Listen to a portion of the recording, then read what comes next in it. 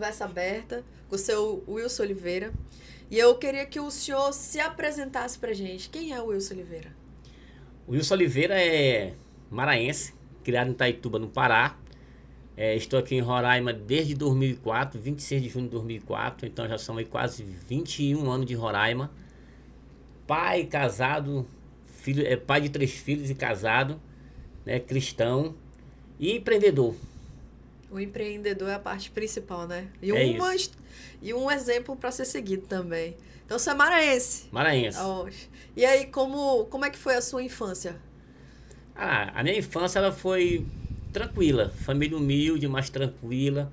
E a minha vida ela foi uma vida assim, eu posso dizer que a minha infância foi boa. Eu tive um pai maravilhoso, uma mãe maravilhosa. Então, tipo assim, se eu for falar da minha infância é só coisa boa. A minha vida ela mudou a partir da adolescência, mas a infância foi top. E como é que foi a sua adolescência? O que fez o senhor mudar? Tipo assim, o que acontece? Hoje a minha vida ela é marcada por 2 pontos, né? Que é a minha palestra, do alcoolismo ao empreendedorismo, né? E aonde que minha vida começou a mudar? Na adolescência, que foi justamente quando o álcool chegou na minha vida. Então eu tive uma adolescência não tão fácil e uma juventude não tão fácil e uma parte adulta também não tão fácil. Mas como é que o alcoolismo chegou na sua vida na adolescência? O senhor foi apresentado por amigos? O senhor começou a beber sozinho? Como é que foi isso? Foi em casa? O álcool, como na maioria de muitos jovens, principalmente do Nordeste, acho que do Brasil todo, mas do Nordeste principalmente, as possibilidades de diversão eram muito pouca. Então, geralmente, aonde que o adolescente... Também hoje, eu acho que a tecnologia, o mundo digital hoje também acabou trazendo algumas vertentes para um adolescente de entretenimento. No caso da minha região, do Nordeste lá, o entretenimento era o quê? Bebida alcoólica, beber. Uma caipirinha, uma Coca-Cola com 51. E aí, qual era a grande ideia do adolescente lá? Era só simplesmente se divertir. Com o quê? Com álcool. Olha só a brincadeira. Então a ideia do adolescente era se divertir. Então o álcool ele chegou na minha vida, sabe, nessas circunstâncias. Na rua, brincadeira, adolescente, embora beber e ali, de alguma forma, buscando felicidade. Mas isso já na adolescência. A partir dos 13 anos. Certo. Eu já comecei a ter contato com bebida alcoólica. Mas até aí tudo bem, sem nenhum problema. E aí quando que isso se tornou um problema na sua vida? Aí depois veio a juventude. Então eu comecei ali com 20% na adolescência. Aí na juventude já veio mais 50%. Porque na juventude veio toda a adrenalina. Exército, eu fui policial militar 3 anos. Fui policial militar durante 3 anos. Depois fui caminhoneiro, depois puxei passageiro. Isso tudo na minha juventude. E aí aquele pico de adrenalina. Com 19 anos, 20 anos, já achava que era o cara. E aí muita, sabe, adrenalina, festa. Aí o álcool aumentou. Aí nessa época o álcool aumentou muito, mas até aí ainda ficou sem problema. Ainda tava tudo bem. Tudo bem. Certo. E quando é que se tornou um problema? Aí aonde se tornou um problema foi quando veio a fase adulta. Aí já casado, pai de 2 filhos, caminhão financiado, não consegui pagar, perdi o caminhão, o casamento estourou, um casamento muito difícil. E aí por algum momento eu já consegui perceber que ia haver uma separação. Os meus filhos estavam ali com 2, 3, 4, 5 anos. Eu já sabia que esses filhos possivelmente iriam ficar para trás. E aí, então foi quando veio todas as frustrações. Então o álcool ele chegou por uma brincadeira. Depois na fase de jovem chegou por uma adrenalina. E aí na fase adulta, aí o álcool já estava presente quando os problemas chegou. Aí se tornou e um aí refúgio. eu falei agora que o álcool vai ser o refúgio. E aí foi quando realmente eu me afundei no álcool. E foi um período bem profundo mesmo. Os últimos 5 anos... eu parei de beber com 29 anos. Então, de 24 para 29 são 5 anos. Esses 5 anos eu bebia todo dia. Então, eu cheguei a dormir no meio da rua umas 5 vezes ou mais. Mas aí o senhor já tinha perdido o casamento? Quando eu me separei, eu já tinha 1 ano de sobriedade. Já tinha conseguido se livrar do álcool. Por quê? Na verdade é o seguinte, a minha vida ela começou, essa minha mudança de mindset, de mentalidade, ela aconteceu no dia 20 de março de 2003. Dia 19, eu bebi o dia todo e a noite. E eu estava em uma festa de madrugada, briguei, me jogaram para fora da festa. Eu andava num caminhão velho, eu não sei como eu achei esse caminhão. Eu não lembro como que eu achei esse caminhão. E eu fui para casa do meu pai. Em uma rua tipo até de Teve, no Pará, Uma rua tipo a Taí teve, eu amanheci nessa rua. Agora eu não lembro como que eu cheguei lá. Eu não lembro se eu desliguei o caminhão, se eu apaguei, se eu desmaiei, eu não sei. Eu sei que eu amanheci numa rua dessa forma, às 6 da manhã, o sol batendo no para-brisa do carro e eu suando lá dentro. Uma rua tipo a Taí teve, imagina. Aí quando eu acordei, que eu sentei, aí veio aquela hora que é a hora mais triste do bebedor, que a gente chama de alta piedade, que é quando o bebedor tem pena dele mesmo. Aí começa aquele circuito de. Não é nem de perguntas, é só uma, que é o porquê. Por que eu fui, por que eu fiz, por que eu tô aqui. É aquela história do que eu nunca mais bebo? Nunca mais eu bebo. Que E nessa manhã do dia 20 eu fiz duas reflexões. A primeira, eu falei, cara, eu tenho 28 anos. Tu quer saber quando que eu vou ter 27? Nunca mais. Aí essa reflexão, talvez ela não me levaria a viver sóbrio. Aí veio a segunda reflexão, que essa eu confronto muito os caras nas casas terapêuticas, né? Sempre eu pergunto quem tem filho. E a maioria tem filho, né? Sim. E eu falo para eles dessa minha experiência nessa manhã. Que naquela manhã eu pensei assim, poxa, cara, o homem que eu sou é o pai que meus filhos vai ter. Que pai que eu vou dar para meus filhos? E aí, a partir desse dia, eu levantei daquele lugar. Dentro do caminhão tinha um parafuso, rosca soberba, dentro do assoalho do caminhão, que é aquele parafuso da ponta bem fininha. Naquela manhã, eu peguei e risquei meu nome, o Wilson, aí coloquei 20/3/2003. Aí, nesse momento, eu fiz essas duas reflexões. Tenho 28, nunca mais vou ter 27. E que pai que eu vou dar para meus filhos? E essas reflexões eu fiz olhando para o meu nome e para aquela data. Aí depois daquele dia até hoje, nunca mais eu tive contato com bebida alcoólica. E agora em março agora de 2025 vai fazer 22 anos sem ter contato com álcool. Que coisa maravilhosa, né? Tão importante, só que é muito difícil. Isso que aconteceu com o senhor é uma exceção das exceções, e a gente já sabe disso, né? E aí o senhor disse pra mim, ainda há pouco, que também teve o apoio dos Alcoólicos Anônimos, né? E claro que também teve um apoio espiritual. Então, como é que foi o seu apoio nos Alcoólicos Anônimos? Como é que o senhor conheceu? O senhor foi sozinho? Não. Depois do dia 20 dessa manhã que eu acordei na rua, aí passou uma semana, um cara me encontrou, o Adalto. Esse cara era um ex-colega da PM. Ele me encontrou na rua e falou assim, pô, Wilson, cara, eu te vi muito doido, ó, domingo, ó. Tu tava cego, ele me falando, né? Cara, e esse cara tava comigo e eu não lembro dele. E ele me contou várias histórias e eu não lembrava dele. Mas ele, resumindo, ele falou, isso, tu tava doido. Cara, eu tava mesmo, porque eu me lembro que quando eu cheguei nessa festa, eu não tava vendo mais nada, eu tava vendo só a luz piscando no meu olho. Entendeu? O negócio eu já tava... Você já tava o dia todo bebendo? 24 horas. Aí então foi lá teve o apagão. Aí esse cara me viu, né? Aí ele falou assim, pô, Wilson, cara, eu tô participando de Alcoólicos Anônimos. Vambora comigo lá, pô, sexta-feira. Aí eu, pô, naquela ressaca moral, pesada, sabe, arrebentada ali uma semana sem beber, mas uma ressaca moral muito forte. Falei, cara, eu vou. Aí eu fui participar da reunião, eu fiquei até no meio da reunião. Eu não me identifiquei, saí e fui embora. Aí na outra sexta-feira ele me levou de novo. Aí eu peguei e assisti a reunião toda. Aí lá eu já me identifiquei com os 4 tipos de bebedor, sobre o círculo vicioso, algumas características do álcool. Aí eu vi o testemunhal de alguns que já estavam lá há muito tempo. Aí aquilo ali, sabe, me deu assim um despertamento para participar. Cara, e aí foram 3 anos participando de Alcoólicos Anônimos sem perder uma reunião. E de verdade eu me identifiquei com a terapia lá. E eu falo que é uma terapia que funciona em Alcoólicos Anônimos.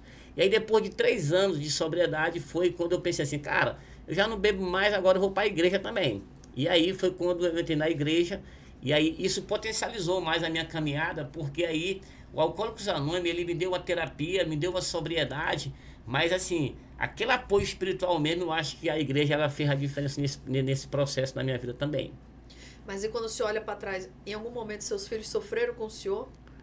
O senhor viu eles sofrendo durante essa sua, caminhada? Toda casa que tem um dependente químico ou álcool, essa casa ela sofre, toda casa. Primeiro que a mulher fica neurótica, porque a última vez o cara bebeu e empurrou a porta. Então quando ele começa a beber de novo, ela já começa a imaginar o que pode acontecer dessa vez. Sim. Entendeu? E toda casa que tem um dependente químico, um alcoólatra, essa casa também passa por necessidade. Eu falo sempre que o maior prejuízo que o álcool me deu não foi a noite mal dormida e nem o dinheiro gastado. o maior prejuízo que o álcool me deu foi a falta de sonho. Não sonho de deitar e sonhar, mas sonho de conquistar, de realizar, de fazer. Então, de certeza, os meus filhos, até 5 anos foi quando eu estava presente com eles, porque veio a separação, vim embora, e eles só vieram morar comigo 3 anos depois. Mas até 5 anos eles acompanharam muita coisa sobre álcool. Tem uma cena de mim com meu filho, ele tinha 4 anos, que ele nunca esquece. Hoje ele tem 26 anos e até hoje ele fala dessa cena. E qual é essa cena? Jogo do Brasil 92. Foi isso, eu parei de beber. Eu parei de beber quando? Em 2003, foi em 2003. Então foi um jogo do Brasil aí, tá? Eu parei de beber em março. Acho que 2002, né? Foi 2002 então, isso. Foi quando o Brasil... Então, pronto, 2002. Tinha um jogo do Brasil. Nós morávamos num municípiozinho chamado Trairão, lá no Pará. E o Brasil ganhou. Quando o Brasil ganhou, eu acho que eu já não estava mais nem vendo. E aí eu tava num caminhão com esse meu filho, rodamos a cidadezinha todinha lá, eu bebendo, bebi aqui, bebi acolá. E aí tinha um balneário lá, e nós fomos para esse balneário. Aí lá tinha uma palhoça e bem distante tinha um rio, onde era o banho. E aqui em cima a palhoça. E eu naquela doideira, bicho, assim, dentro da palhoça, aí estavam soltando um foguete. Aí eu pensei assim, cara, eu vou soltar um foguete em cima daquela árvore só para espantar os caras. E meu moleque junto. Agora isso é o doido, isso é o cego já, de álcool. Aí eu peguei, soltei o foguete. Em vez do foguete ir para cima da árvore, caiu foi no meio dos caras. Imagina. Aí veio todo mundo para cima de mim, os caras. E eu queria brigar, moço, eu ia apanhar demais, ó. Aí veio a turma do acalma, calma e tudo mais, e meu filho presente. Ele viu tudo isso, se acompanhou e não esquece. Não esquece. Aí você pensa, né, uma criança de 4 anos, ela não... Era uma criança de 4 anos, ele tem o quê? 26 hoje? 26. Ainda assim ele lembra. Então, ele lembra. O quanto isso é marcante na vida, né? Qualquer um tipo... Porque às vezes a gente acha que é insignificante em algumas situações, às vezes a gente nem lembra. Mas os filhos da gente ficam marcados naquele momento. Principalmente quando vê o pai quase sendo linchado por um grupo de pessoas, né? Imagina. Não, eu fico assim... Eu penso, né? E falo essas situações porque é bem recorrente. Né? E a família, ela sempre é a que mais sofre. Quando a gente fala qualquer tipo de dependência, qualquer tipo de doença, a família, filho, mulher, pai, mãe, geralmente são as pessoas que estão mais próximas da gente, são as pessoas que vão realmente sofrer. Por isso sofre junto. Sofre mais. E sofre mais, porque eles não estão naquela... o dependente, ele tá fora de si, né? Ele não tá sóbrio. Então, ele perde um pouco da noção. Lá em Alcoólicos Anônimos tem um livro que é os 12 Passos. O primeiro passo é o passo da demissão, né? Aí ele começa dizendo, né, que o álcool transformado em um feroz credor, ele nos esvazia de toda nossa autossuficiência. Então, tipo assim, e a Organização Mundial de Saúde, ela caracteriza o alcoolismo como uma doença incurável, progressiva, de determinação fatal, levando seu portador à loucura ou à morte prematura. Então, o álcool, de verdade, o cara deixa de ser ele, já é qualquer outra coisa, menos ele. Então, é um negócio bem louco. Então a casa sofre. Então, eu imagino o quanto, né? Aí o senhor se separa. E como é que o senhor vem para Boa Vista? Em 2004, quando eu saí do Pará, eu estava quebrado. Devendo agiota, banco, tinha um caminhão financiado, não dei conta de pagar, perdi o caminhão, veio separação. E o senhor já estava sóbrio nesse momento? Já estava sóbrio já. Mas isso era consequência da sua... Cara, foi consequência, sabe por quê? Hoje as pessoas me conhecem por uma mentalidade empreendedora. Sim. Bem empreendedora mesmo, entendeu? E eu até concordo e eu já sei que de verdade eu sou um cara fora da curva. Mas na época, se eu tivesse esse talento, eu acho que o álcool tomou, porque eu não tinha tanta noção sobre ser empreendedor, sobre essa questão, eu não tinha. Então, quando eu fui... Então, o álcool, de certeza, ele me tirou muita coisa. Sim. O que ele não tirou, ele impediu que eu ganhasse. Que é o que acontece, entendeu? Então, quando eu falo que o maior prejuízo que o álcool me deu, não foi o dinheiro gastado, foi a falta de sonho de realizar, de conquistar. Sim. Porque eu não tinha esse sonho. Todo ser humano que vive na ativa do álcool, ele não sonha. E por incrível que pareça, ele ainda tem raiva de quem sonha. Ele vive um dia após o outro só, né? Não, o cara que vive na ativa, cara, a expectativa dele é sexta-feira, é a próxima bebedeira. Ele não consegue sonhar de realizar, de fazer, e de fato ele não vai realizar e não vai fazer, que é no meu caso. Então, de certeza, o álcool, o que ele não me deu de prejuízo, ele impediu que eu ganhasse. Entendi. Aí o senhor veio de lá para Boa Vista com um monte de dívida. Um monte de dívida, vim para Roraima. eu precisava de 1.500 para vir embora. Eu só consegui 1.300. E eu vim embora para Roraima. Eu era um cara apaixonado por pastor quando eu bebia. Se o cara falasse que era pastor, eu vendisse comida, o cara não pagava mais. Se eu puxasse passageiro, o cara falasse que era pastor, ele não ia pagar a passagem também. E nisso eu conheci um cara, o pastor Elias. E esse cara me adotou em oração, em conselho e tudo. Então eu falo sempre que eu sou um fruto de campanha de oração. E quando eu fui sair do Pará, eu precisava, junho de 2004, eu precisava de 1.500 para me vir embora. Eu só consegui R$1.300. E eu não me congregava, nem era dizimista. E eu falei, cara, eu vou dar o dízimo desse dinheiro pro pastor, que era o meu amigo. Sim. Porque a minha cabeça era o seguinte, através da minha fidelidade, Deus vai me abençoar. E eu fui na casa dele meia-noite, do dinheiro que não dava, eu dizimei para ele. R$130. E ele leu para mim um texto bíblico, Ageu, Deuteronômio 28. E será que se ouvir a voz do Senhor teu Deus, todas essas bênçãos te alcançarão?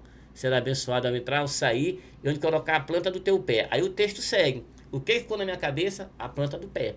E eu vim embora para Roraima, com dinheiro que não dava. Aí na minha viagem para cá, roubaram minhas bolsas. Aí quando roubaram minhas bolsas, falei, agora acabou tudo mesmo. E eu cheguei aqui já de carona com R$10 no bolso. Aí lá no centro, quando eu cheguei, isso é o barbudo. Eu tenho uma foto no meus slides que marca esse momento. Lá no centro eu vi a foto Lima. Eu falei, cara, eu vou registrar o fundo do poço. Porque quando for em 2025, eu vou estar lá no Conversa Aberta e eu vou contar a minha história. E eu registrei no fundo de poço. E quando eu estou por aí palestrando, eu faço 3 perguntas quando eu passo essa foto nos meus slides. Quem está disposto a registrar o pior dia da vida? Quem me garantia que eu ia contar a história? E será que aquela mulher que bateu aquela foto estava entendendo? É bem provável que não. Porque foi uma foto de estúdio, não foi uma foto aleatória. Sim. Mas, porém, eu fiz tudo isso. E quando foi o seu fundo do poço? Porque o senhor me fala assim, teve vários momentos, teve o momento que o senhor percebeu que o senhor tinha que mudar, mas quando foi o seu fundo do poço? Foi dentro daquele caminhão, realmente? Cara, o meu fundo foi lá. Lá foi o fundo do fundo. Depois, pode ter vindo algumas circunstâncias no meio do caminho, mas o fundo foi lá. Foi dentro daquele caminhão? Daquele caminhão. Ali foi quando eu bati o pé no fundo e falei, cara, eu vou pra cima agora. Agora eu vou respirar, né? Foi lá, de certeza. Ali foi meu fundo. Mas, porém, meu pior dia ainda não foi esse dia. E quando foi o seu pior dia? O meu pior dia foi quando meus filhos vieram morar comigo aqui em Roraima, em 2007. Nós perdemos o transporte lá em Manaus. E nós ficamos com R$20 no bolso, sem poder ir nem para trás nem para frente. E um cara, duas crianças. E um cara pegou nós, levou para casa dele, cuidou de nós. Aí no outro dia mandou nós para Roraima. E quem era esse cara? O nome dele é Nelson. Ele mora em Manaus. Hoje a gente tem um bom relacionamento. Aí há mais ou menos uns 4 anos atrás eu liguei para ele. E eu voltei essa história lá atrás e eu falei para ele que aquele dia foi para ele aquele dia só foi um dia. Sim. E para mim aquele dia foi o pior dia da minha vida. E Nelson era o que pro senhor? Na época eu trabalhava na Parima, na logística. E eu fui lá em Manaus pegar meus filhos. Certo. Aí quando eu perdi o transporte lá, que eu fiquei sem dinheiro e com 2 crianças, aí eu liguei para Parima. E aí ligado para o Nelson, que ele era um representante comercial, que atendia aqui a empresa com alguns produtos. E esse Nelson foi que foi lá me pegar na rodoviária, me levou para casa dele, cuidou de mim, do meu moleque. Aí no outro dia mandou a gente. E aí o senhor chega em Boa Vista, consegue um emprego na Parima. Aí eu fico 3 meses desempregado, morando de favor aqui no Pitolândia, num quartinho que morava 2 sobrinhos meus. Coisa boa. Aí. 2 sobrinhos. E aí eu morei com eles 3 meses, aí eu consegui um emprego na logística, aí eu aluguei um quartinho para me morar, ali atrás do Ribeirão. R$100 o aluguel. Aí eu morei lá 1 ano, aí depois eu mudei para um outro quarto, no bairro Buritis, aluguel R$200. E nesse quarto eu morei até 2015 agora. Eu acho que eu vi uma foto da casinha, uma casinha. Uma kitnetzinha lá. Sim. Foi lá que eu morei ali até 2015. Eu e meus moleques ali. E aí o senhor foi progredindo. Então, ali o senhor estava no CLT. CLT. Tá. Então, e aí, como é que... Assim, mas como CLT, cara, assim, a sobriedade e Deus, a minha vida espiritual, ela foi me potencializando de algumas coisas, entendeu? Sim. Como CLT, eu era o cara. Aí surgiu uma vaga na venda. Aí eu pedi para ser vendedor. Como eu já era o cara da logística, eu disse assim, pô, vamos embora dar pra esse cara a oportunidade. Me deram a oportunidade. Aí eu me tornei o cara da venda. Aí, como eu me tornei o cara da venda, depois eu passei para supervisor. Então, tipo assim, toda aquela minha questão com Deus, que começou lá desde quando eu vim embora do Pará, dizimei do dinheiro que não dava, acreditando que Deus ia me abençoar. De verdade, Deus foi me abençoando. Quando eu cheguei aqui, já teve gente para me cuidar. 3 meses consegui um emprego, depois passei para venda. E a vida ela veio sempre melhorando, ela veio sempre progredindo, mesmo como CLT. Agora, como CLT, tem um negócio interessante. Tem uma frase minha que eu falo o seguinte: quem é CLT, por mais que não empreenda um dia, mas pelo menos deve pensar todo dia, aonde, como e quando. Então, eu fiquei 12 anos naquela empresa pensando todo dia, aonde, como e quando. Por quê? Porque na minha cabeça eu tinha o seguinte pensamento, que a única coisa que poderia de fato mudar minha vida era o empreendedorismo. Eu precisava empreender, porque eu não estudei e tecnicamente eu não sei fazer nada. Eu não sei ligar um fio, não sei limpar uma central, não sei arrumar uma moto, não sei nada de mecânica, nada. Se eu precisar sobreviver com alguma coisa assim, algum dom, algum talento... Venda! Não, aí é o que eu te falo. Aí, sobre isso, eu não tenho dúvida não que eu sou um dos melhores vendedores do Brasil. Uhum. E aí, nesses 12 anos de empresa, eu pensava todo dia, aonde, como e quando. Porque, olha só, o velhinho foi estudar com 90 anos. E a professora perguntou, por que você vai estudar só agora com 90? Ele falou, é agora ou nunca. E esses meus 12 anos, de 29 anos, até eu começar a empreender com 42, eu pensava todo dia, aonde, como e quando. Porque na minha cabeça eu não poderia passar dos 40 anos para me empreender. Entendi. Porque ninguém vai ter uma empresa em menos de 20 anos. Então, na minha cabeça, a ideia era o seguinte, pô, eu começo com 40, consigo ganhar dinheiro e ainda consigo viver. Uhum. Porque aquela ideia de trabalhar para quando ficar velho ter, toda a vida eu desconcordei dessa ideia. É interessante tu ficar velho e ter, mas tu trabalhar para ter só quando ficar velho, aí também não vai fazer muito sentido, né? É, porque aí tu não vai ter muito que curtir, né? Porque tu não vai ter muito. Então, a minha preocupação era essa. Eu preciso ir com 40 anos. Então, na minha cabeça, hoje, 40 anos é o limite para quem quer empreender. Wilson, mas tem a história do cara do McDonald's, que foi com 52 anos. Tem a história do Silvio Santos, que foi com 60 anos. E eu falo, cara, tu não vai nessa ideia. Porque isso e aí aquela do nunca é tarde para começar? Não, cara, na verdade é o seguinte, tem um detalhe. Dá para começar depois dos 40? Não, sempre dá. Só que tem um detalhe, que depois dos 40 é 3 por 1. 3 por 1? 3 por 1.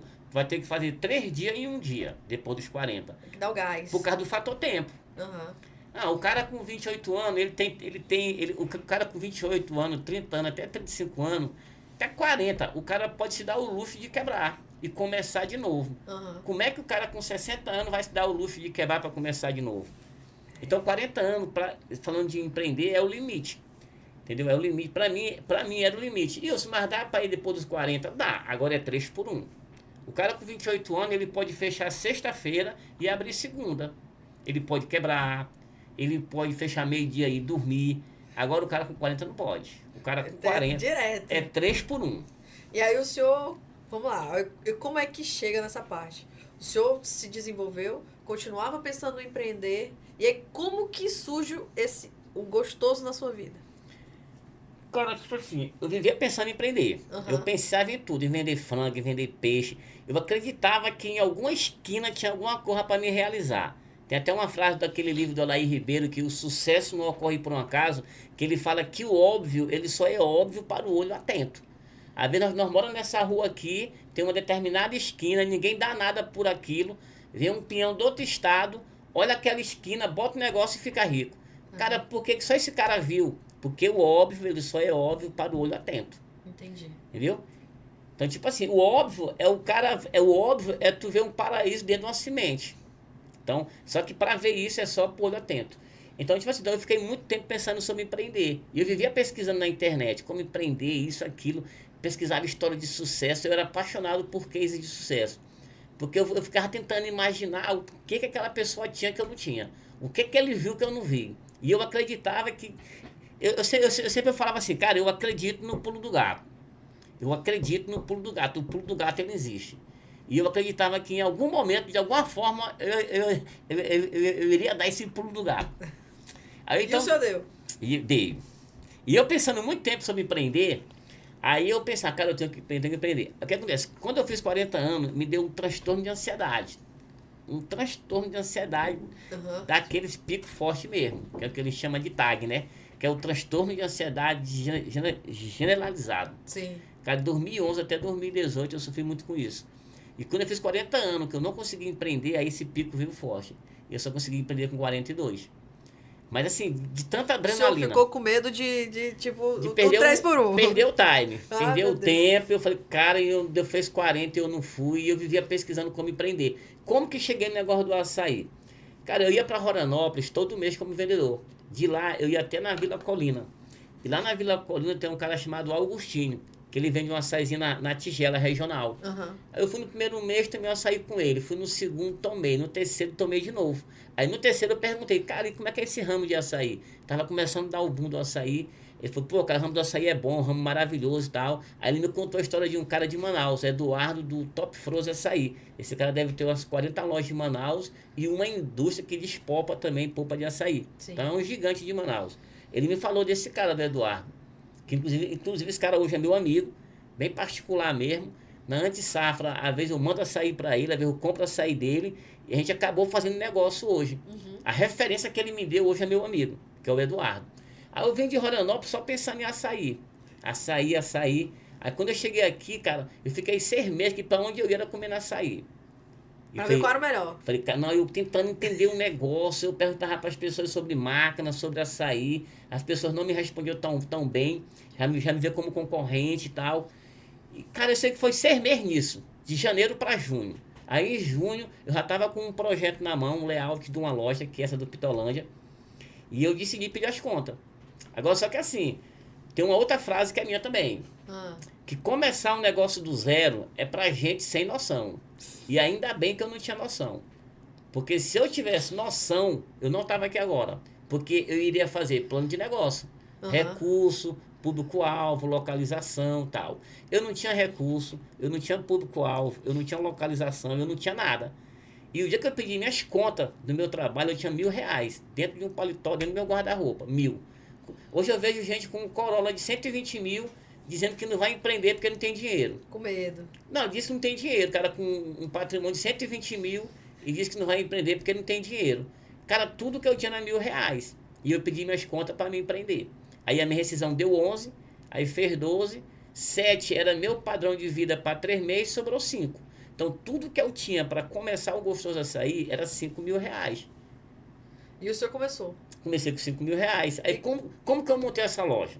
Pois é, como? Isso que eu tava Tem uma curiosa. frase que ela diz o seguinte, que oportunidade não acontece, a oportunidade se cria. Sim. E eu criei a minha oportunidade. Caracaraí tem um comercial Miami. Quando eu era vendedor, eu conheci eles mais ou menos do tamanho dessa xícara aqui. Quando eu conheci eles. Cara, e eu participei de todo o crescimento deles. Eu era o guru deles, o cara do conselho. E o que tu acha, o que tu pensa. Cara, e hoje eles ficaram gigantes. Hoje ele é o maior mercado de varejo dos municípios de Roraima, fora a capital. Eles são muito grandes. E quando eu saí da rota, da venda, para mim começar, para mim abrir o açaí, eles falaram assim, Wilson, nós vamos te ajudar. Nós vamos comprar a primeira máquina e nós vamos te dar 1 ano para tu começar a pagar nós. E isso há 8 anos atrás. Eles deram 25 mil numa máquina e me deram 1 ano para me começar a pagar. Parceria, né? Parceria. E uma irmã minha, biológica, ela me emprestou 40 mil. Só que essa minha irmã, eu só falei com ela depois que eu pedi minhas contas. Eu sabia que ela tinha um recurso, eu falei, cara, depois eu vou lá e vai dar certo. E aí eu falo que ela não emprestou, tomei, né? Foi em cima, foi embaixo e eu ainda sei com 40 mil ainda. Mas ela emprestou. Então eu estava com 5 mil, 40 mil e mais 25. Então eu estava com uma dívida de 65 mil. E eu montei a loja do Pitolândia. Para me comprar a minha primeira matéria-prima, entre açaí, copa, amendoim, deu R$700. Que eu peguei do meu filho, trabalhando na Palima também. Eu saí, ele ficou. Então todo o material que eu tinha era no valor de R$700. E devia 65 mil para começar a loja do Pitolândia. Com toda essa característica que as pessoas falavam, né? Pitolândia, Rua Morte, escondido, Wilson é doido, não vai dar certo. Só então, um pensamento bom. Só coisa ruim, entendeu? Não dizer o contrário. E nós começamos esse negócio aí, devendo 65 mil, o recurso próprio era 5. E uma dívida de 65. Rapaz, então eu sou, podemos dizer que eu sou maluco. Não, ainda bem que eu não tinha noção. Não, realmente você tá Porque certo. se eu tivesse noção, eu era CLT. Já que o senhor disse, porque muitos vão dizer assim, não, Wilson é doido, não tem condição, largou o emprego, com 2 meninos em casa. Olha, hoje, cara, hoje, tu não faz ideia o tanto de gente que testemunha isso pra mim. Rapaz, Wilson, quando eu vi tu saindo do teu emprego, rapaz, tinha um cara da minha igreja, eu pedi pra sair na sexta, no sábado o cara me ligou. Eu tinha uma rota boa, tinha um salário bom. Na época, há 8 anos atrás, eu já ganhava 7 mil. Aí o cara falou assim, pô, Wilson, cara... Aí o cara me ligou no outro dia, né? Me dando um conselho, quase assim, pedindo pra mim não sair, pra me voltar, que eu tava fazendo uma loucura. O cara me ligou no outro dia. E aí hoje, muita gente testemunha isso. Rapaz, quando eu vi, tu botando aquela loja no Pitolândia, eu falei, esse aí é doido, esse aí acabou com a vida dele. Então era uma referência não tão boa. E aí o senhor me falou aqui que era pai solteiro. Quando veio os seus filhos, aí o senhor ficou responsável, ficou trabalhando. E aí quando o senhor colocou o Gostoso do Açaí, como é que foi a questão em casa? Essa parte de pai e mãe, ela foi o seguinte, eu vim em 2004, aí as crianças vieram em 2007, a mãe deles mandaram eles em 2007. E quando eles vieram aqui pra cá, eu tava com 2 meses já de vendedor. Mas, porém, eu não tinha nada. Tava tudo começando ali. E então eles chegaram em 2007. E a gente ficou todo esse período junto, morando no bairro Buritis. Então, essa parte de pai e mãe, ela se resume nisso daí. Eles chegaram em 2007. Hoje eles já são adultos. A gente teve a fase mais difícil de pai e mãe. Foi ali os primeiros 5 anos. Que a gente não tinha nada, morava numa vila. A gente comia muito unicim. A gente tinha um fogão de 2 bocas. Eles chegaram em julho de 2007. Em setembro a gente fez o mapa de uma casa. A gente sentou no chão. Isso também está nos meus slides. Eles assinaram, eu assinei. No outro dia eu mandei plastificar. E eu coloquei um texto bíblico, Ageu 2:9. E a glória da segunda casa será maior do que a da primeira, diz o Senhor dos Exércitos. Aí no outro dia eu mandei plastificar. Esse mapa ficou apregado na porta do meu quartinho durante 7 anos no bairro Buritis. Até que a gente comprou um terreno no Pitolândia, que a gente fez uma casa, que nessa mesma casa foi que começou o Gostoso Açaí. Entendeu? Mas assim, o meu processo de pai e mãe, ele foi mais ou menos a fase mais difícil foi os primeiros 5 anos. Mas assim, na verdade, 5 anos foi muito longo. Não foi assim, muito rápido, não. Porque 5 anos de sofrimento é 5 anos. É 5 anos. Ó, a gente almoçava no restaurante de R$1. Eu lavei a minha roupa com a deles na mão, mais de 1 ano. Durante 2 anos, acho que mais ou menos, a gente não tinha central de ar. A gente dormia no ventilador. Durante 1 ano, a gente tinha roupa na corda, um fogão de 2 bocas. A minha filha dormia na cama de solteiro. E eu dormia no chão com o moleque, no colchão que deram pra nós. Então foi do zero, foi tudo assim. Só que assim, na época, eu não via dificuldade nem via dor. Na época, eu só conseguia ver alegria. Pra mim, a maior alegria era eles dois estar comigo. Sim. E eu sabia que eu estava cuidando deles. Aí, a minha rota na época era só na cidade. Então, de manhã eu ia fazer, eu acordava cedo, ia comprar pão, voltava, fazia café, dava café para eles. Aí eles estudavam no Camilo Dias, eles. Era de manhã que eles estudavam, levava pro Camilo Dias, ia pra rua fazer venda, passava na Parima, faturava, ia pro meu quartinho. Isso foi uma rota, isso foi por muito tempo essa rota que eu fazia. Ia pro meu quartinho 11 horas, fazia almoço. O almoço era sempre a mesma coisa, era arroz e carne frita, arroz e carne frita. Eu fazia esse arroz e carne frita, ou unicim escorrido, com frango. Aí eu ia na escola, pegava eles, nós almoçava. Aí eles descansavam ali, 2 horas eu ia pra rua vender, voltava 3 para trazer o lanche. Porque na verdade eu tinha que vender e vigiar eles. Porque nós morávamos numa vila, tinha 6 apartamentos lá. E lá eu morei com todo tipo de gente. Só que bem do lado da vila tinha uma família lá, que era da minha igreja. E de certa forma essa família também, Cuidado. De certa forma não, de toda forma, essa família me ajudou. Aí eu coloquei o meu filho na sala de aula do filho dele e coloquei minha filha na sala de aula da filha dele. Que já era para ficar conectada ali. Isso aí foi mais de 5 anos, esse processo aí. Então o bom que teve ali sempre seus filhos juntos. É o que dá uma força também, né? Tá junto com a família. Mas aí surge Gostoso Açaí, no ápice do pulo do gato da loucura, que se eu vou largar o emprego, vou abrir meu negócio. Aí surge Gostoso Açaí. E aí o senhor começa a trabalhar. Em algum momento, a minha pergunta agora é a seguinte: sempre foi promissor? Sempre cresceu ou em algum momento o senhor teve alguma perca? Durante esses 8 anos, a gente nunca teve um ano que não teve crescimentos. Porque a gente teve 1 ano e meio, era eu e uma diarista, 1 ano e meio, entendeu? Mas todo mês crescia. 9 mil, 10 mil, 11 mil, 12 mil, 13 mil, 15 mil. Mas a gente nunca teve um mês que não teve crescimento, nunca. Então foi sempre crescendo. E o que o senhor acha que é diferente na sua marca?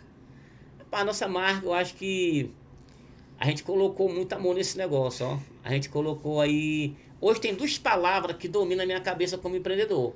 É o blend e o storytelling. O brand, o marketing digital fez, e o storytelling foi a minha vida que eu coloquei dentro do Gostoso. Hoje todo mundo sabe essa minha história. Todo mundo sabe minha parte de pai e mãe, essa parte do álcool, essa parte da superação, o CLT que deu certo. Mas assim, como produto e como sabor, eu acho que a indústria açaí paraense, que é nosso fornecedor lá no Pará, sempre eles nos mandaram um açaí de muita qualidade. E claro que para a gente fazer um brand de uma marca, aí entra ambiente, entra atendimento, entra um monte de coisa. Então a gente, de verdade, a gente fez um corpo a corpo muito forte com a nossa base de cliente. Eu acho que não tem um cliente do Gostoso que não me conheça. E aí o senhor começou no Pintolândia. No Pintolândia. E aí o senhor foi pro Messejana. Aí depois ou o senhor de abriu uma filial? Primeiro Pitolândia, aí 2 anos depois a gente abriu o Messejana. Cara, impressionante. Olha, a gente fez alguns lançamentos, né? Algumas estratégias de sucesso. Muito marketing digital, muito sorteio. Com 2 anos a gente fez um sorteio de uma viagem para o Rio de Janeiro. Também foi bem um divisor de água esse sorteio aí. Na época o Instagram, ele entregava muito sorteio. Hoje não entrega mais. Se for fazer um sorteio no Instagram é perder dinheiro. Vou sortear um iPhone no Instagram. Não dá resultado nenhum. Até porque depois veio o tráfego pago. Hoje o tráfego pago é o pico, é o que resolve tudo, não tem jeito. Mas na época o Instagram entregava muito sorteio. E aí o que acontece? E o Gostoso Açaí, cara, quando ele fez 2 anos, a gente já tinha colocado Caçari, Paraviana, Messejana, tudo dentro do Pitolândia. Tinha gente do Caçari, Paraviana que vinha no Pitolândia. E começou uma cobrança. Por que não colocava uma loja mais pra lá, mais pra lá, mais pra lá? Mais e perto, aí, né? mais perto, aí foi quando veio a ideia de colocar uma loja ali. Eu não sabia se ia ser no Messejana. E nem se ia ser aquele ponto. Um dia de domingo eu peguei minha filha, né? Minha bebê, hoje que eu tenho a minha caçula. Eu peguei ela no final de tarde, hoje ela tá com 10 anos, então ela deveria ter 2 aninhos na época. Eu peguei ela, coloquei no carro para dar uma volta. Até para dar aquela distraída nela. E aí eu já sonhava em colocar uma loja naquela região. E eu passei em frente àquele ponto no domingo. Aí tinha uma placa de vendas. E aquele ponto ele tinha um histórico de maldição, que nada dava certo, que nada ia pra frente. Aí eu passei e vi uma placa lá, aluga-se. Aí eu pensei, poxa, isso aí vai ser bem caro, eu não vou nem ligar pra isso não. E fui embora. Aí chegou bem em frente o portão da faculdade. Eu falei, cara, eu vou ligar para aquele telefone. Deu um balãozão bem grande no quarteirão e voltei lá e liguei pro cara. Aí, quando eu liguei pro cara que ele falou o valor do aluguel, eu já tinha um entendimento sobre aluguel. As pessoas falam muito que aluguel não dá futuro, que aluguel é ruim, que aluguel come a gente, não tem nada a ver. Aluguel é faturamento. E dentro do nosso segmento, que é gastronomia, um aluguel ele não pode passar de 3% do faturamento a um dia de venda. Se teu aluguel for 10 mil e tu vender 10 mil por dia, tu não tem aluguel. Tá não dentro, é isso? Tá dentro. Aí quando o cara me falou o valor do aluguel, era menos do que o que eu já vendia no Pitolândia por dia. Aí eu falei, não, isso aqui tá fácil desse jeito, que aqui eu vou vender igual o Pitolândia ou mais. Então o aluguel aqui vai fechar a conta aqui. Aí eu já combinei com o cara que já tava alugado já.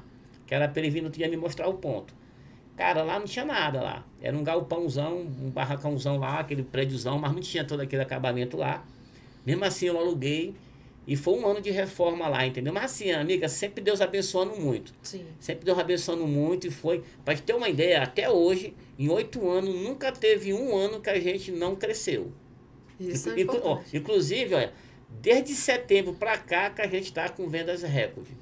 E aí, quando é que surge? Porque ó, a gente tem um novo projeto. Novo projeto. Né? Que é, como é o nome do seu projeto? Empreender é Gostoso. Pronto.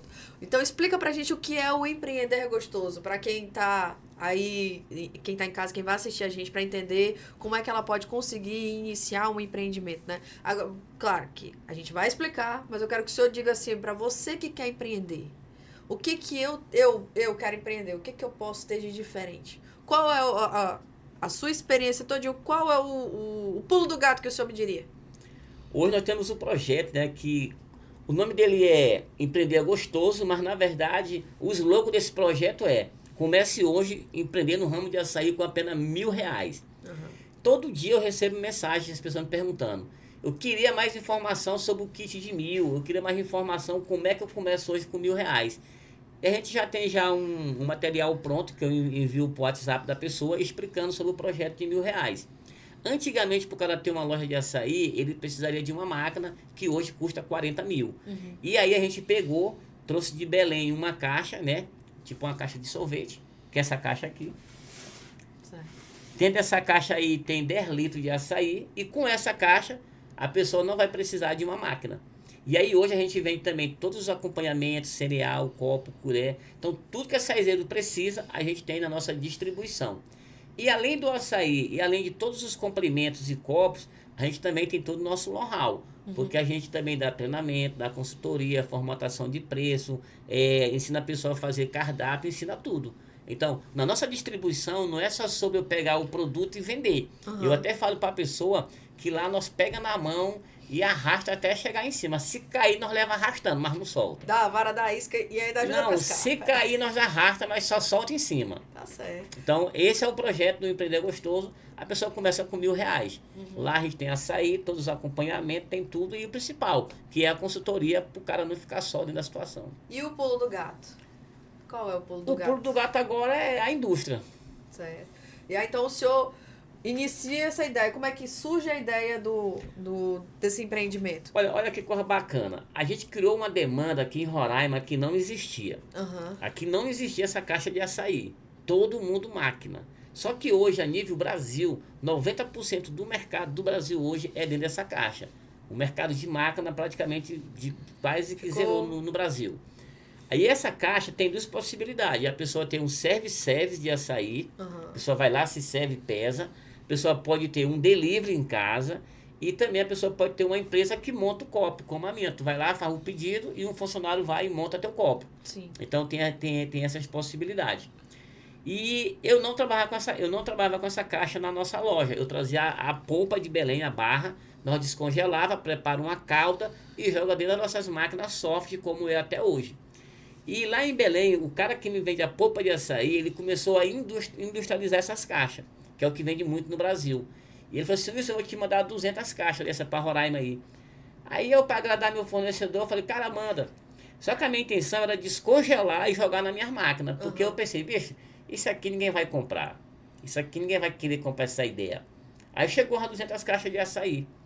Aí eu falei: cara, eu vou vender essas caixas. Eu vou criar aqui uma história para esse negócio e vou vender. E aí eu vi que tinha possibilidade. Aí eu comecei a brincadeira, a divulgar no nosso Instagram. Eu fiquei também 3 anos na FM falando desse projeto. Certo. Começa a empreender hoje com apenas R$1.000. E comecei a falar isso todo dia, toda hora. E era vídeo, eu montando copo, ensinando como usar a caixa. Todo mundo que é comigo lá já fazia um vídeo. Muito trabalho mesmo. Todo dia divulgando. Cara, e aí o negócio começou a rodar. A gente começou vendendo por mês 200 caixas. 300, 200 caixas por mês. Hoje a gente está vendendo uma carreta de caixa de açaí por mês, que é 3.000 caixas por mês. E hoje a gente tem uma base hoje de aproximadamente 200 clientes trabalhando com essa caixa. Hoje nós estamos em todos os municípios de Roraima, estamos em todos os municípios, nós estamos em Santa Helena, nós temos 2 clientes em Caracas, e nós tem 2 clientes lá em Diostal, tem 2 clientes ali em Letem, e todos os municípios de Roraima. E comunidade indígena, nós deve estar em umas 30 comunidades. Então o senhor acreditou e teve o pulo do gato, aquela visão, né, que o senhor não, na realidade não acreditava, mas quando chegou o senhor pensou no novo. Então isso realmente é a visão do empreendedor, né? Aprender a empreender no novo, vamos dizer assim. Sempre se reinventando, né? Tem uma frase que ela é até do Flávio Augusto, ela disse que o cara pode ter 1 bilhão de reais. Mas ele pode ter 1 bilhão de reais, ele pode ter 1.000 empresas, mas nem por isso pode-se dizer que ele seja um empreendedor. Porque o empreendedor mesmo é o cara que cria, é o cara que sai do zero, é o cara que pega aquilo que não era e faz ser. Esse é um empreendedor. O cara pode ter 1.000 empresas, pode ter o dinheiro que tiver, mas nem por isso ele pode ser considerado um empreendedor. Mas eu gostei do kit. E aí o senhor pode mostrar pra gente mais ou menos o que é pra quem tá assistindo a gente, pra entender. Vamos lá. Pra entender. Esse kit aqui que o senhor tem, vem a caixinha, que vai vir um açaí. Aqui é a caixa que vem um açaí. Aqui tem... Pra representar, aqui tem 2 cereais, mas nós temos muito mais. Tem farinha láctea, Neston, nós temos todos os cereais. Pra representar as caldas, tá aqui o leite condensado, mas nós também tem chocolate, morango. Para representar, aqui está um tamanho de copo, mas nós temos todos os copos, e aqui está a colher. Então aqui se tu for analisar o que uma loja de açaí tem, aqui tem. Aqui tem açaí, aqui tem cereais, aqui tem calda, aqui tem copa, aqui tem colher. O que entraria mais aqui? Fruta. O que acontece? Tem muita gente que vende isso aqui em evento. Só que para evento, o que eu sugiro para evento? É a pessoa não levar mais do que um tamanho de copo. Para evento é um tamanho de copo, só um tipo de caldo e só um tamanho de copo. E não precisa fruta. Porque o evento é uma venda por impulso, é uma aglomeração. Então, se tu levar ali 4 tamanhos de copo, aquela dúvida de que copo o cara quer, que fruta vai colocar, o que não. Em evento é o seguinte, meu amigo, aqui é açaí, pega o copo e tchau. E leva, né? Que é para atender a demanda rápida. Sim. Entendeu? Mas o kit é isso aqui. Aí aqui, tu perguntou antes, Wilson, mas tem que ser R$1.000? Não, não precisa ser 1.000. 1.000 é para efeito de marketing, sempre eu explico isso. Hoje, se a pessoa chegar com nós com R$300, ele já vai ter um negócio de açaí. Ele pode agregar em um lanche que ele já tem, uma pizza, qualquer negócio que ele já tem, ele pode agregar o açaí. E para ele sair do zero, também rápido, ele pode abrir um delivery. Porque o que é uma empresa de venda online? É um Instagram bem desenhado, divulgar e oferecer. E como é que o senhor viu que a internet era essa frente de maior divulgação para o senhor? Quando é que o senhor foi apresentado a isso? Porque o senhor me falou que já começou divulgação em FM e tal, e cuida do Instagram. A internet, cara, ela é o seguinte, ó. Eu tenho 8 anos de loja, eu tenho 8 anos e 1 mês de marketing digital. Porque eu comecei 1 mês antes. E nunca mais eu saí. 1 mês eu fiz aquele tour, tá vindo, tá chegando, daqui 20 dias, daqui 30, criou daqui expectativa. 10. Chegou, funcionou. Então, 1 mês antes eu já estava no marketing digital. Eu já comecei com uma agência cuidando de mim, que era o Felipe. Legal. Então, o Felipe, a minha primeira foto a minha primeira foto postada já foi uma foto profissional no nosso Instagram. E de lá pra cá nunca mais parou. Porque, na verdade, o marketing digital, eu coloquei ele dentro do nosso negócio, porque o marketing digital é o seguinte, os caras já dizem, né? Ou tu é ponto com, ou tu é ponto fora. Tu tem que estar no digital, não tem jeito. Hoje todo ser humano tem um celular na mão. E hoje, para todo segmento, mas gastronomia, cara, principalmente, tem que estar no digital. Não tem como tu tocar uma gastronomia sem estar no digital. E o que aconteceu? Então, esses 8 anos foi isso. E o marketing digital, dentro do nosso negócio, ele entrou dentro do custo. O que eu falo sempre? O empresário, ele paga luz, paga água, paga funcionário, paga imposto, ele paga tudo. Aí, quando é para ele pagar o marketing, aí ele diz que não dá. Que não tem, que não dá. Cara, tu pagou tudo e deixou de pagar o principal. Hoje tem uma pergunta muito clássica aí Brasil afora, em treinamento. Qual é o principal setor de uma empresa? O marketing digital. Então, hoje, nosso marketing, hoje o custo nosso, o marketing já está dentro. Para mim, marketing digital é como se eu pagasse água, uma luz, uma energia.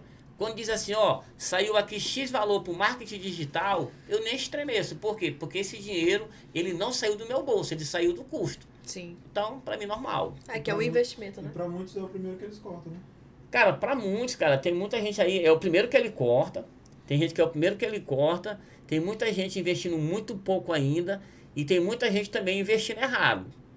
E também tem muita gente que compra um celular, um iPhone, e ele acha que pelo fato dele ter um iPhone, ele vai fazer o próprio marketing digital. Não vai. O cara pode ter o melhor celular do mundo. Se ele não tiver uma agência, um suporte de alguém para criar criativos, produzir vídeo de verdade para ele, tráfego pago principalmente, ele não vai escalar não. O pior que a gente enfrenta isso aqui. A gente tem essa visão também da importância da visibilidade. Porque hoje, querendo ou não, muitas das coisas elas ficam obsoletas, né? E aí a internet, quando ela vem, todo mundo tem acesso a ela, a redes sociais, que hoje a gente fala sobre mídias sociais, hoje ela tomou uma proporção tão absurda que as pessoas elas vendem dentro vendem dentro das redes sociais. Então, o Instagram, por exemplo, ele é utilizado como uma ferramenta hoje de venda. De venda. Né? E a gente usa isso aqui, por exemplo, o nosso podcast, ele é divulgado em todas as redes sociais. A gente pega, tem o nosso Instagram, tem o YouTube, tem o TikTok, tem o Kawaii, tem o WhatsApp, então a gente fica massificando informações o tempo todo, porque é a venda do produto, é a visibilidade que dá. Sim. Né? E realmente, o que o senhor falou é certo. A questão do tráfego pago hoje ele faz o diferencial na vida de qualquer empresa. Sim. Né? Só que o pessoal ainda está mal acostumado a entender e pensar assim, eu tô fazendo um vídeo e eu acho que tá tudo certo. Eu tô fazendo um vídeo, não, eu comprei um celular bom pro meu filho, ele tá gravando, tá editando aqui no CapCut, pronto, tá divulgando. E aí é o que o senhor falou, que é o totalmente diferente, realmente, que torna a sua empresa totalmente diferente. É essa ideia do profissionalizar. Então, parabéns, senhor. A sua empresa está de parabéns. E ainda, né, vamos aproveitar para a gente falar que o Gostoso vai se tornar uma indústria. Uma indústria, né? Uma indústria de gelatos, né? Acho que até o mês de junho, no máximo, e entre março e junho é a nossa previsão. A fábrica já chegou. Uhum. A gente já comprou a fábrica já chegou. Então a gente vai ter sorvete, picolé, vai ter açaí, tudo que uma sorveteria, que uma empresa que produz sorvete tem, o Gostoso Açaí vai ter. Então a gente vai deixar de ser só varejo, nós vamos deixar de ser só distribuição, a gente vai passar a ser uma indústria de sorvete em Roraima. Olha aí, que coisa maravilhosa. Mais mercado de trabalho, mais pessoas contratadas, né? Que aí a gente fala, querendo ou não, qualquer indústria que venha para dentro do nosso estado, ela é importante porque ela gera renda, né? Gera Sim. emprego. E a gente precisa muito disso aqui. Olha, hoje o Gostoso Açaí é um número bem legal também, que para um projeto que começou do zero, com só R$5.000, durante 1 ano e meio, eu e uma diarista, hoje, a nossa operação hoje, ela tem 80 carteiras assinadas, são 80 colaboradores do Gostoso Açaí. Na distribuição hoje, são praticamente 200 pontos de venda atendidos. Se for um casal que toca, a gente já está falando de mais 400 pessoas. Uhum. Então, hoje, direto e indireto, eu vou dizer, não é nem indireto, é direto mesmo. Hoje, direto aí, a gente está envolvendo quase 500 pessoas. Olha aí, ó. Gerando emprego, gerando renda, né? E empreendendo, que é a parte principal. E transformando vidas, porque dentro do projeto do Empreender é Gostoso, do projeto do R$1.000, cara, eu vi o cara de pé comprar bicicleta, o da bicicleta comprar moto, o da moto comprar carro. A gente vê a história da Dona Vera venceu uma depressão, tinha um Astra velho, comprou uma picape Toro. Uma ex-funcionária minha que saiu para colocar uma loja lá no Satélite, comprou uma picape Estrada. O moleque do 13 de setembro tinha um carro lá, não sei que carro era no carro dele, mas era um carro bem antigo, comprou um Gol seminovo. A gente viu gente fazer muro, gente comprar casa. Porque assim, é o que eu falei para ti aqui bem no começo. Empreender, qualquer coisa que o ser humano fizer e acreditar e esse negócio girar, rodar, não é ser rico, não é ser grande não. Se o cara vender todo dia 30 espetos, ele já supera um CLT. Uhum. Se o cara vender todo dia 15 copos de açaí, ele já supera um CLT. Então, dentro do Empreender é Gostoso, quando eu falo que são muitas vidas transformadas, é porque tem gente vendendo 5 caixas por dia. Se o cara vender 5 caixas por dia, eu estou falando de R$1.000 por dia de lucro. De lucro, De né? lucro. Olha aí que coisa maravilhosa. Então você que está assistindo a gente e quer, né, empreender, não, vamos procurar o Gostoso, vamos falar com o Gostoso Açaí, né? E aí o senhor, como é que a gente pode fazer para conseguir comprar o kit? Onde é que a gente procura? Como é que a gente toma mais informações? Onde é que a gente aprende? Fala pro povo. Olha, lá no nosso Instagram, bem na bio, bem na capa do Instagram lá, já tem uma divulgação bem forte sobre esse projeto aqui. Uhum. Lá tem meu telefone também, você vai mandar uma mensagem, só falar, Wilson, eu quero mais informação sobre o projeto do kit de R$1.000.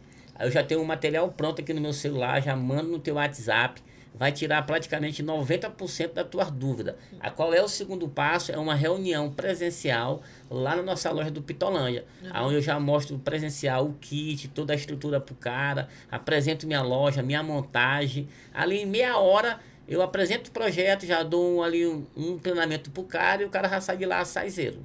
Pronto, já comprou para o empreendimento. Já sai vendendo. Ó, só hoje a gente já abriu 3 pontos de venda hoje.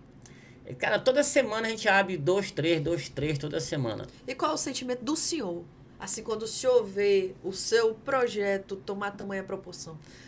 Cara, o meu sentimento é o seguinte, ó. Eu te falei aqui bem no início, antes de começar a gravar, que o meu propósito de vida, do Wilson, o meu propósito de vida é transformar vidas.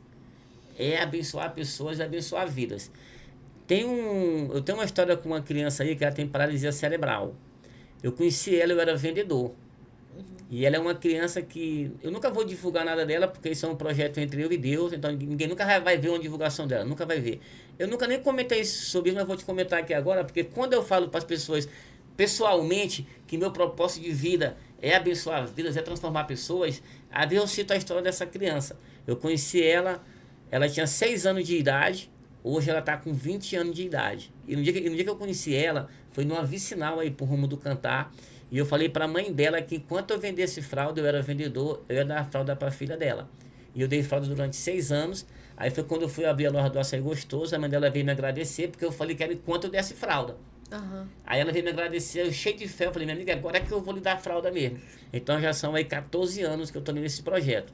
Entendeu? E eu falo que esse é o meu maior projeto de vida. Por quê? Porque é uma pessoa que nunca vai poder me dizer obrigado. Então nela eu selo realmente essa ideia de que meu propósito de vida é abençoar a vida, transformar pessoas. E hoje o senhor abençoou bastante. Né? Não, aí perguntou do sentimento. Aí perguntou sobre o sentimento. O sentimento é maravilhoso. Por quê? Eu estou conseguindo viver o meu propósito de vida empreendendo. Por quê? Porque através do projeto de R$1.000, cara, são muitas pessoas que conseguiram melhorar a vida deles. São muitos. Não são poucos. Sim. Então eu consegui viver o meu propósito, que é tu pegar a pessoa aqui do nada e tu olhar para ela depois numa outra situação mais confortável. E tipo assim, todo mundo que passa pelo fundo do poço que eu passei, naturalmente fica uma mensagem dentro da pessoa. E eu tenho essa mensagem de transformação, de resiliência. E todo mundo que vem do fundo do poço, cara, isso eu acho que deve ser todo mundo, porque comigo acho que não vai ser diferente com os outros. Todo mundo que vem do fundo do poço, o desejo dele é que todo mundo vença. É que todo mundo mude de vida. Entendeu? Eu conheci um rapaz agora aí, uns 3 meses atrás, tava na PA, saiu, dependência química também. E eu, através de um outro barbeiro amigo meu aí, eu falei, cara, vamos ajudar esse cara. Ele falou como? Eu falei, bicho, vamos ensinar esse cara a cortar cabelo. Uhum. Mas como? Eu falei, cara, não vai me ensinar na minha cabeça. E todo corte que ele fizer, eu vou pagar R$100. Tá bom? E a gente está dentro desse projeto de ajudar esse cara. Uhum. A nossa gerente de atendimento do Messejana, as pessoas, a gente divulgou muito. Essa sim, a gente divulgou na internet aí o material dela. Era uma jovem de 26 anos, pesava quase 160 quilos, depressão, passou por vários momentos na vida dela, entendeu? Uhum. E eu decidi ajudar essa menina, que era gerar um emprego para ela. Sim. Na situação que ela estava, dificilmente ela iria conseguir um emprego. A gente gerou esse emprego para ela. Então, de verdade, o meu propósito de vida é abençoar a vida, transformar vidas. E o projeto do R$1.000, ele veio assim de uma forma maravilhosa para isso. E então, aquela ansiedade que o senhor disse que sentiu quando completou os 40 anos, se foi? Se foi. Graças a Deus. Aquela ansiedade, cara, foi terrível. Olha, de 2011 a 2018, eu não podia ver uma farmácia que eu tava medindo minha pressão. Tô te falando. Assustado. Toda farmácia que eu via, moço, tira minha pressão aqui, entendeu? Eu era vendedor, um dia eu fui pra Caracaraí, lá em Iracema, eu parei lá no pão de queijo lá, eu parei lá 11 da manhã, eu fiquei lá até 2 da tarde, com medo de ir pra frente e morrer, com medo de voltar e morrer, em pânico lá, eu fiquei em pânico lá, sentado lá, até 2 horas, aí depois de lá, eu corri pro posto médico de Iracema. Cheguei lá todo trêmolo. Aí só que era assim, quando eu vi uma pessoa de branco, já ficava bom. Era só olhar pro médico. Não, quando eu vi um enfermeiro lá, eu falei, qual era o meu pensamento? Pá, agora eu não morro mais não. Aí o cara, não, pensei em ansiedade, o cara conversou comigo um pouco lá e tal. Aí me deu um remédio lá e tal, aí eu me acalmei e fui pra Caracaraí fazer minha rota. Só que era assim, tinha um detalhe. Se eu ficasse em Caracaraí e não tivesse um outro vendedor para me dividir o quarto, eu vinha embora e voltava no outro dia. Porque eu não tinha condição de ficar dentro de um quarto só. Deu a síndrome do pânico. Cara, foi forte. Eu 2011 até 2018. Isso tudo por causa do tempo, né? Mas hoje... Porque na verdade... porque tipo assim, hoje quando se fala muito de ansiedade, as pessoas falam muito o seguinte, né? Pô, mas tu tá ansioso com o quê? Na verdade, o transtorno de ansiedade, tu não tá ansioso com o quê? Não tem nem explicação. O que leva a pessoa a ter um transtorno de ansiedade? É um longo período da vida dentro de uma situação desgastante ou um problema atual muito forte. Perca de ente querido, sentimental, financeiro, leva a pessoa a ter um transtorno de ansiedade. Sim. A pessoa dormindo sente. Tu tá dormindo aqui meia-noite, tu acorda com o coração disparado. Por quê? Porque ele já tá no teu físico. Porque o transtorno de ansiedade não é assim... Eita, eu vou viajar e estou ansioso. Não é. Não é essa ansiedade, não. Não, essa daí é uma ansiedade tranquila, né? Não, essa do transtorno, ela é diferenciada. A minha última pergunta para o senhor é a seguinte. Hoje o senhor consegue viver? O senhor falou para mim assim, que se eu chegasse aos 40 anos, para poder empreender e questão de viver e não só sobreviver. Hoje o senhor vive? Hoje eu vivo. Hoje o senhor vive. Por quê? Hoje a gente tem um time montado, né? A gente tem um time montado que Cada loja tem um gerente geral, tem um gerente de salão. Então, todas as lojas são bem estruturadas. E também eu tenho 2 filhos, né? Que eu fui pai e mãe. São 2 advogados hoje, formados. E são meu braço direito e braço esquerdo. Eu estou aqui agora, mas eles 2 estão agarrados em algum setor da empresa aí. Mas, na verdade, eu com eles 2, já faz mais ou menos 3 anos que nós saímos do operacional. E pela equipe que eu tenho e pelos 2 filhos que eu tenho, hoje, se eu quiser hoje, eu posso passar de 1 mês sem pisar na loja. Se eu quiser hoje, eu posso passar 1 ano viajando.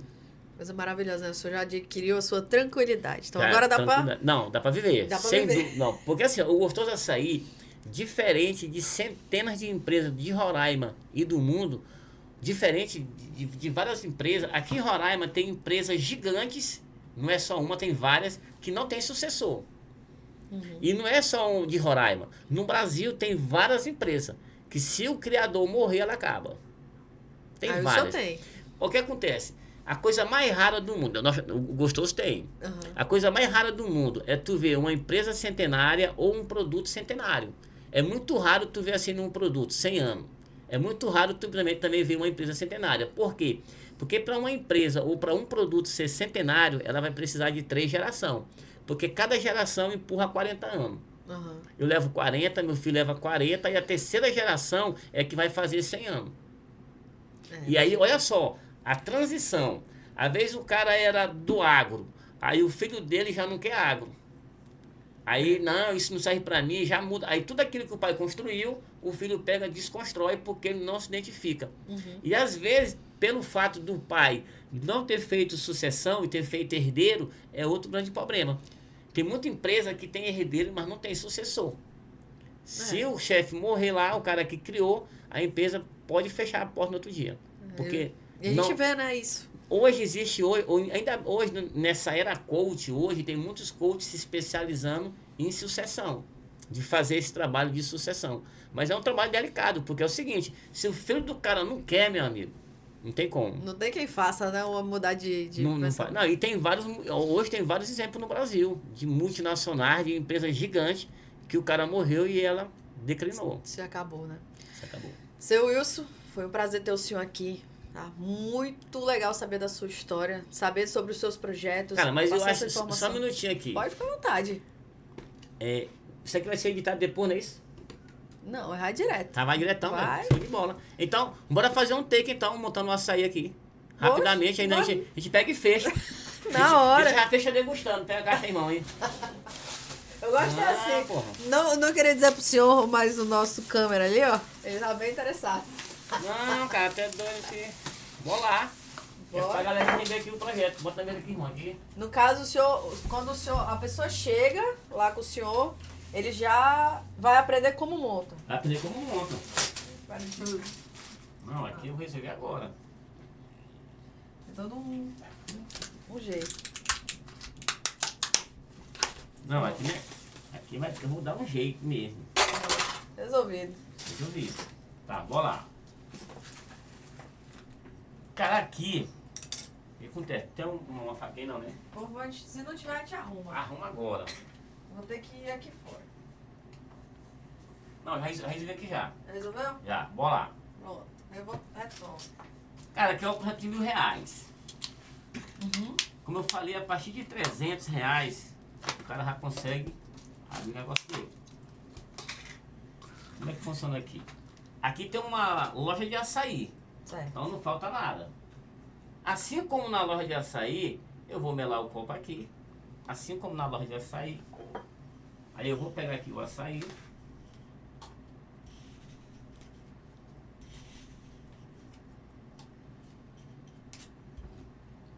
Dá um toquezinho aqui. Encheu? Pronto. Encheu. É o que eu falo sempre, ó. Aqui, no caso, se a pessoa for atender evento, é copo tamanho único, o cara chega lá com isso aqui. E é o que eu falo sempre, em grandes eventos aí, não adianta ter muito copo, porque na hora que grita, ó, o açaí, se não tiver cuidado, até as caixas o pessoal leva. Pior que é verdade. Não, o pessoal é louco por açaí, ó. Montou aqui. Tá. Então, como eu te falei, ó. Opa. Primeiro. Daqui pra uma loja, não falta nada. Não falta aqui. Cara, e com isso aqui é como eu tava falando antes, né? Eu já tô degustando. São muitas famílias hoje abençoadas com esse negócio aqui.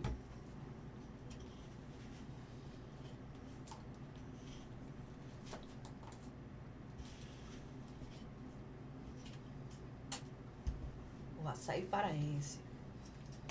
Paraense.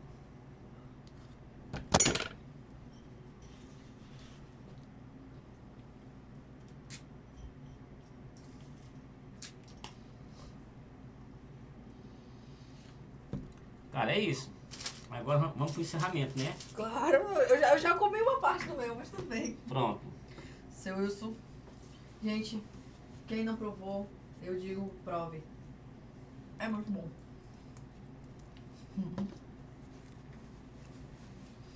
O senhor quer deixar uma mensagem? A mensagem é de, primeiro, feliz ano novo. Segundo, eu sempre falava, né, que uma coisa é eu falar para a pessoa feliz ano novo, a outra coisa é a pessoa fazer com que de fato realmente esse ano novo seja feliz. E aí, para ser feliz, nada melhor que eu começar com açaí. Quem quiser empreender, procura a gente lá. E como eu falo sempre, eu vou terminar aqui falando algo que eu falo para muitas pessoas. Tem 3 coisas que eu não falo para ninguém. É se eu fosse tu e não tem jeito. Eu não falo se fosse eu não falo isso para ninguém se fosse eu, porque eu não quero estar no lugar da pessoa. Eu não falo se eu fosse tu, porque eu não sei como que eu ia reagir. E eu não falo que não tem jeito, por quê? Porque tudo tem jeito. Então, para quem está aí passando por dificuldade, com dependência química, álcool, familiar, seja lá o que for, tem jeito.